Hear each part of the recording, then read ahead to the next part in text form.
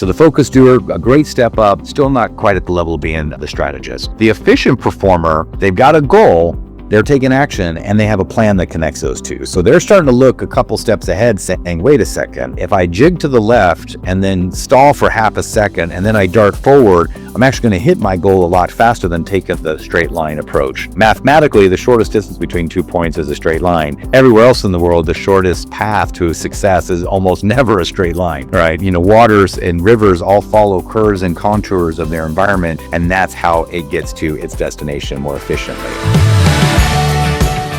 Welcome to the Unleashing Leaders podcast, where we work with willing leaders to accelerate the changes you seek. We'll learn from the experiences of different leaders facing real challenges and distill practical, purposeful steps to apply in your context. I'm Lee Scott, your curious co-pilot. Together, let's make positive changes for our companies and communities.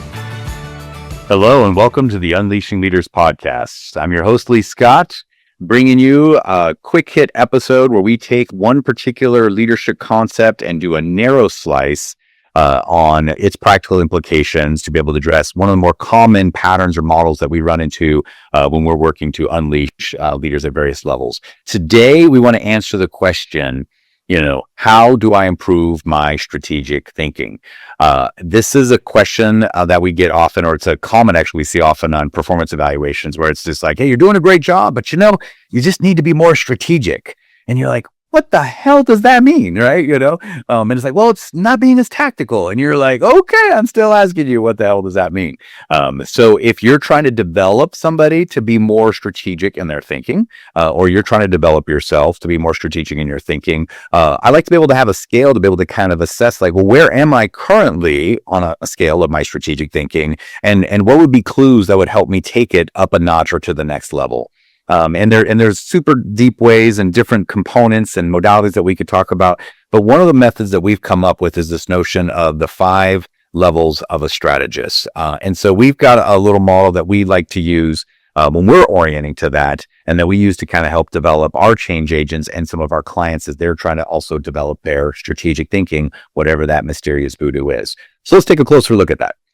The 5 levels of a strategist in our mind begins at a level where you're primarily focused on your conditions versus your choices. You're focused on your resources versus your resourcefulness. And at that lowest end of that evolutionary spectrum, you fall into the category that we call the hapless victim. A hapless victim is somebody who, they are a victim of their circumstances, right? It's like, well, the conditions weren't right, the market wasn't right, the team was bad, the customer was bad, the technology was bad, and that's why I'm facing adversity or challenges or difficulties. The hapless victim, what's the advantage of being the hapless victim is that your ego is always protected. It's not your fault. You were unlucky with bad timing, bad conditions. So you get to walk around having a perfectly high opinion of yourself, but you're now buffered from the consequences of the choices that you're making. And I'm not saying that, none of us have ever been in that, but I mean, I've spent time the hapless victim within the last year myself. We all have days where we just get our teeth kicked in and gut punched and just, bad strokes of luck, bad streaks of moments. Yeah, there are bad conditions that face us. And there's moments where we got to kind of crawl up in that fetal position, lick our wounds, and just kind of be like, woe is me. All right. But we don't want to stay there for too long if you really want to be a strategic operator. So the next step up is what's called the blind activist. Now, the distinction here is the hapless victim will say, it's not even worth trying. There's no point in trying because it's not going to work, right? Or we don't have the resources, or we don't have the time, or we don't have the skills, we don't have the technology, we don't have the conditions, right? They will blame everything else around them. So there's no goal, no plan, no action. What the blind activist brings is at least action. They don't really have a goal, and they certainly don't have a plan, but they're like, I'm sick and tired of being sick and tired, so I'm going to do something. And so this is where they just kind of just go, start taking random acts of something and to see what breaks loose. Now, it's not very efficient. It's not very effective. And it may actually be counterproductive. But what happens is if you're at least in movement from a strategic perspective, now there's the opportunity for feedback. If you say it's impossible, it's not worth trying, you don't do anything, you just say it's going to be a waste of time. Well, what you're guaranteed to do is just waste time, but you're not going to learn anything. The next day, you're going to be right where you are. A blind activist says, I don't know what we need to do, but we're going to do something. And they go out and they do something. They're like, oh, that wasn't right. They'll get some feedback, right? And they're going to start generating some momentum. So that's kind of the next level up that we like to describe. The third level is the focus doer. And so this is where somebody has a goal and they're taking action. right? So it's a little bit more directed. So they're like, wait a minute, what do I really want right now? What are my goals? What are my needs? What are my opportunities and my interests? And they're like, well, what I want to do is I want to have a better customer experience. I want to grow my business. I want to have more engaged employees. I want to have a better relationship with my wife. Like, I want to be a better parent. Whatever that goal is, they have a goal, right? And they start doing stuff towards that goal. And again, this is very powerful. A lot of project managers fall into this boat, right? The scope is to give me a rock, and by golly, you're going to give me a rock. The downside of the focus doer is that they lack a plan. In that sense, right? They've got a goal and they're taking action, but they're just kind of throwing darts at that dartboard. So at least they can see the dartboard. That's an upgrade from the blind activist that just throws darts. But the challenge is they're not thinking ahead, and so maybe they're just trying to chew a tunnel through the maze instead of actually work around through the maze. So it can be very inefficient. They could be caught by surprise. They could be stopped regularly by impediments that they didn't see coming. And then it's a lot of brute force and grit. And you can get it done, but it really drains a lot of energy. And it is a very consuming of a leader's time and impact, right? So the focus doer, a great step up, still not quite at the level of being the strategist. The efficient performer, they've got a goal, they're taking action, and they have a plan that connects those two. So they're starting to look a couple steps ahead saying, wait a second, right? If I jig to the left and then stall for half a second and then I dart forward, I'm actually going to hit my goal a lot faster than taking the straight line approach. Mathematically, the shortest distance between 2 points is a straight line.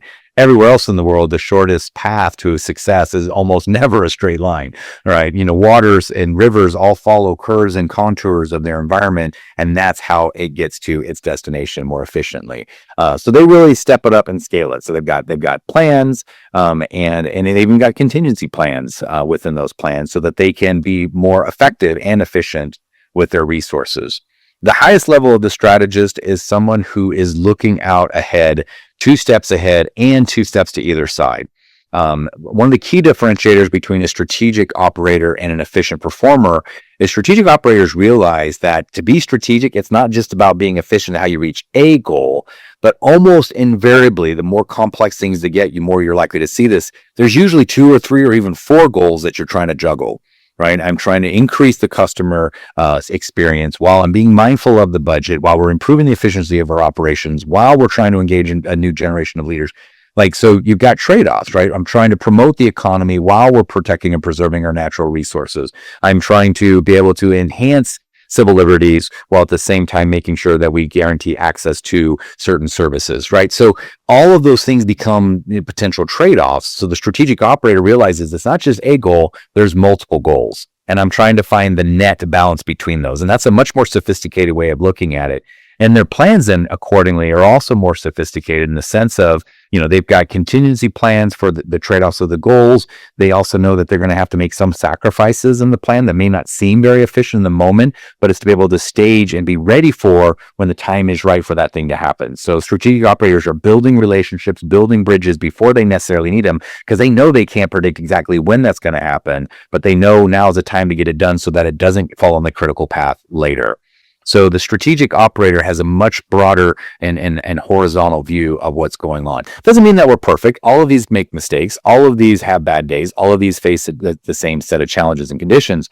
The difference is the hapless victim is defined by their conditions. The strategic operator is informed by their conditions. And then they let their choices be what really drives the likely of the consequences that they are going to experience. Now, a person, like I said, can go up and down this chain in a given day, right? You can be like, I start out the day and I am Neo from the Matrix and I am a strategic operator and I can just see it all and I'm on it. And then I get clobbered by something along the way. And next thing I know, I'm on a focus doer. I'm just trying to get through that moment. And then maybe something really, really rough happens and man, I get sucked down to hapless victim for a bit. How we progress in each one of these is by asking ourselves slightly different questions. And so you've got a team member and you're like, man, I got me a wild hapless victim here. You can't just wave a magic wand and get him to be the strategic operator, right? And so the coaching questions you would ask a hapless victim are going to be a little different than the coaching questions you would ask an efficient performer to get to that next level. Let me give you a smattering of those and then we'll wrap this up. For the hapless victim, they're paralyzed by the risks, right? And their comment is, it'll be a waste of time to do this because then it's guaranteed to fail. For a hapless victim, we got to talk about, since they're driven by risk, we can't talk about goals and aspirations and all this other nonsense. We got to stay in the language of risks. So what are the risks of not trying? What are the guaranteed outcomes if we don't do anything about this, right? Whether we're successful or not, like what is the alternative? What is the amount of pain that we're going to experience staying here? And when the pain of staying is significantly greater than the pain of taking a risk, right? Now you've got an opening, right? And then they're like, well, you're right, I want to stay here. So now they're like more likely to be a blind activist. Now, blind activist is running away from something, right? They're not running towards something. They're running away from this pain. So like, okay, we better do something, right? But just because we should do something doesn't mean anything is going to be better, right? We can't actually make things worse. So for a blind activist, when you start asking, it's like, okay, well, we're trying to avoid this pain, but what is the goal? What is the pleasure? What is the opportunity that we're also seeking so that we can start shifting from running from to running to? So coaching the blind activist has more to do is like, what do you seek? And leveraging one of those 6 fundamental human needs with those 6 whys, being, listening for the clues for the types of things they care about and tying it contextually to that moment. So that they're like, well, I think what I really want is an improved customer experience, or I want an improved bottom line, or I want to be able to have less stress in my life. And you're like, okay, well, if that's the goal, then let's really get clear on what that is so we can run towards it. The focused doer's got that goal. It might be more unilateral. It's just a singular type of goal. And they're just kind of brute force and is like, okay, well, yeah, you're working hard. How can you work smarter? What are the things that consume a lot of your time, but don't necessarily produce a lot of progress? So here we start looking at some time management techniques. Here we start looking at prioritization techniques. Here we start looking at understanding dependencies and timing of certain things that are more natural to happen at certain times of the day or at certain points and certain economic cycles or in certain conversations in a sales pipeline, for example. So the focus doer, you're looking at the hows in a much more detailed fashion. To be able to coach them up. And a lot of us will howl things to death and then never get to the point where we realize, well, actually, we got to also evolve our whys and our goals. And that's where the efficient performer, to get them to the strategic operator, we start things like, okay, well, that's a great plan that optimizes it for this factor. But what are the 4 other political forces or economic forces or legal forces that we're dealing with right now that we're now might be having a trade-off? And what do we need to be doing now, even though it doesn't seem relevant and urgent, to prepare us strategically to be in a better position when the winds change, right? So yes, it's really efficient to paddle right now, but if we're going to upgrade to sails or to a motor later on down the road, what do we need to be doing to plant seeds now to be ready for those opportunities? Otherwise, you'll be like, oh, wait a second, I got really good with paddling, but then I got stuck with a paddle. So that's how you get that efficient performer to start evolving into the strategic operator.